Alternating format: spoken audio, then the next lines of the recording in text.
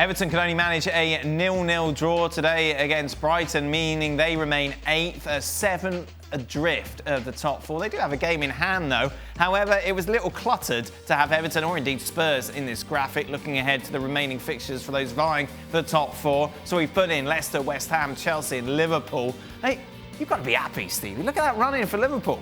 Yeah, it's great, isn't it? Yeah. 5 of those 7 games, the teams have already beaten us. No, you won't lose again, though. Oh, no, but you said we wouldn't lose the first time round. But look, if I could offer you any of those run-ins, you would take yours every day, wouldn't you? Right now, it's not about who the opposition is for Liverpool. It's about them. Listen, Liverpool at the best can beat any other team in the league. The problem is, Liverpool at the best, we haven't seen it for so long that we don't know what we're getting.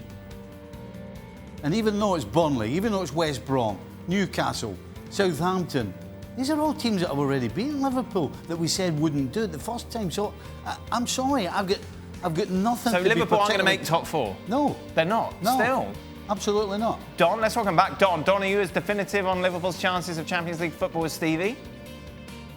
No, I mean, I look at those fixtures. If you're a Liverpool fan, you can be optimistic. I mean, Liverpool have just won 3 games on the spin in the Premier League, so I look at teams like Leicester and I look at their last 3, Tottenham, Chelsea, Man U, they're hard. Yeah. Chelsea's fixtures are horrible. Yeah.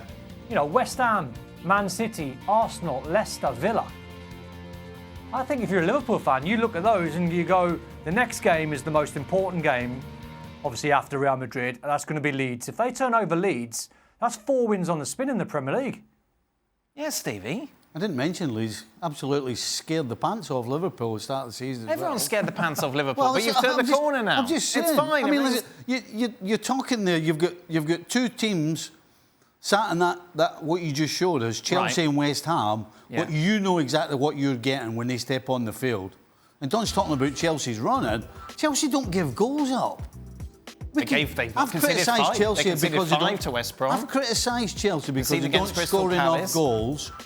Yes, they had a complete and utter blooper against West Brom, but that's 1 in 15. 1 in 15. So you're going to go with Liverpool when you've got Chelsea, who are absolutely, every time they step on the field pretty much, you know what you're getting. And West Ham's the same. Leicester, Don's right, horrible last 3 games. Right. A team that look as though they're struggling for form.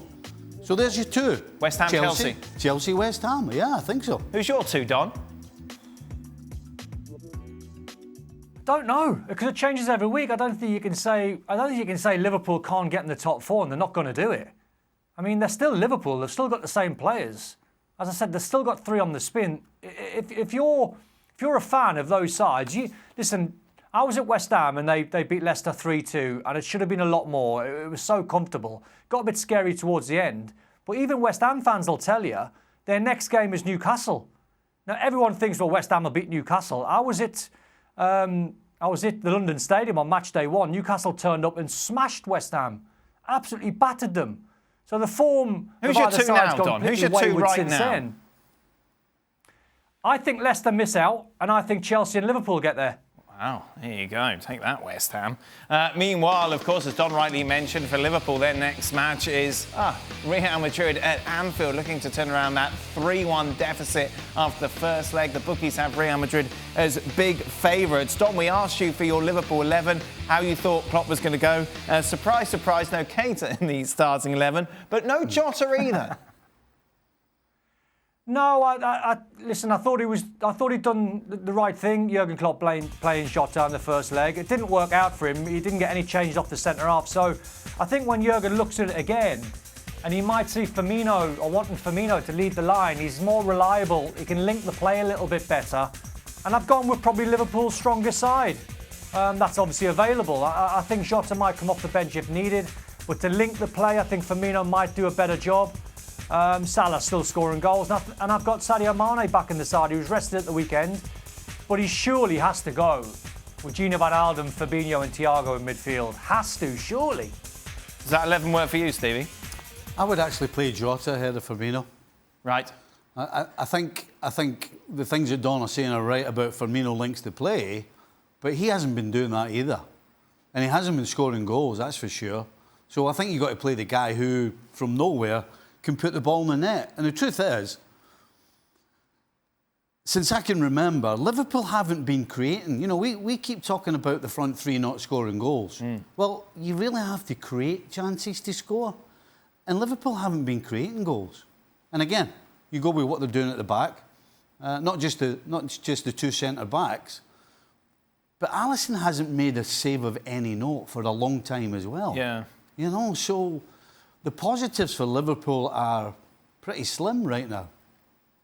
So let's build on that. Your predictions, Stevie? Because you won't be with us tomorrow. I don't see Liverpool going through because I can't see them keeping a clean sheet. That means that Liverpool have to score 3 Yes.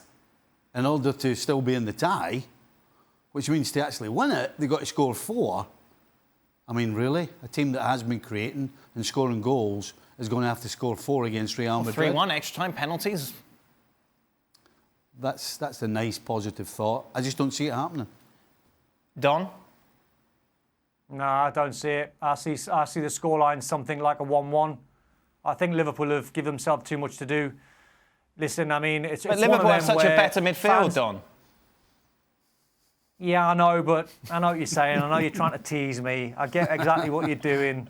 But I still think when you look at Real Madrid, they've got a goal in them. I can't...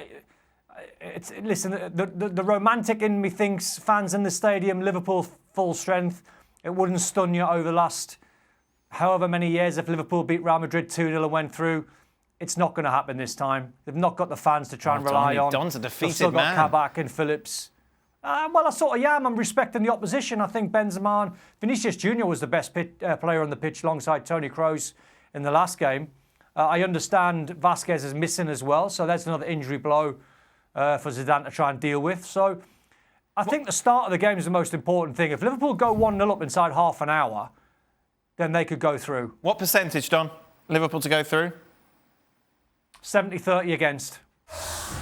Well, thank you very much for watching ESPN on YouTube. For more sports highlights and analysis, be sure to download the ESPN app. And for live streaming, premium content, and let's not forget as well, ESPN FC 7 days a week. Subscribe to ESPN Plus.